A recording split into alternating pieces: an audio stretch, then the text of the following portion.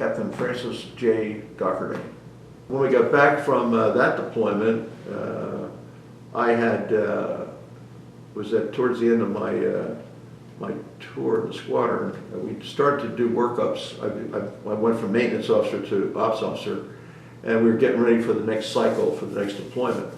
So we were home for about a year and a half, I guess, thereabouts. And so my tour of duty was about up, and I'd screened for command. So I left the squadron in I think the summer of '74, I believe, and I went to the Armed Forces Staff College for 6 months, and I went to F-14 training out in Miramar, and then I reported to VF-14, which is over in the Med, in October of '75, and did XO, CO, which is you do XO is 18 months, and you fleet up to CO for 18 months. So I was in the squadron for 3 years, 18 months each job.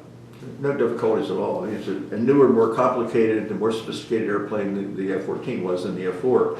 But it was just, different knobs and switches, and you just have to learn the systems and so forth. But they're similar in a way, but a little more complicated with the F-14 system. But I mean, just go to ground school, and you go fly the airplane, you go to the trainers and learn how to do it. JFK had a great reputation, and it was a great clean ship, and it was a pleasure to serve aboard. I was XOCO of my fighter squadron on Kennedy, and it was a good ship that had some great guys in the ship's company, and a couple of really good guys were skippers of the ship that I knew from prior services, from prior assignments, and so forth. So all in all, wonderful deployment on board Kennedy. We did a NATO cruise, a tail end of the Med cruise when I first joined up, and we did a NATO cruise, and we did another full deployment. And I also, as I mentioned, I was on the bridge team, command duty officer for conning alongside and so forth. So that was another dimension of good things to do when you're XO and CO of a fighter squadron. You can participate in handling the ship and so forth. It's really kind of good.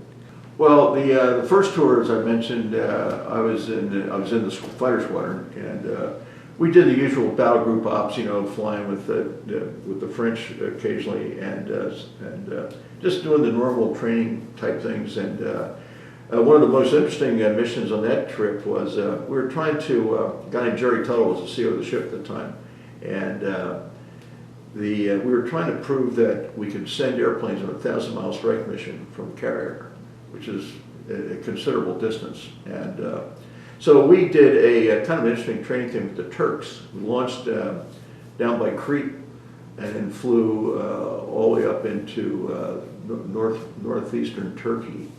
A lot of overground flying and so forth.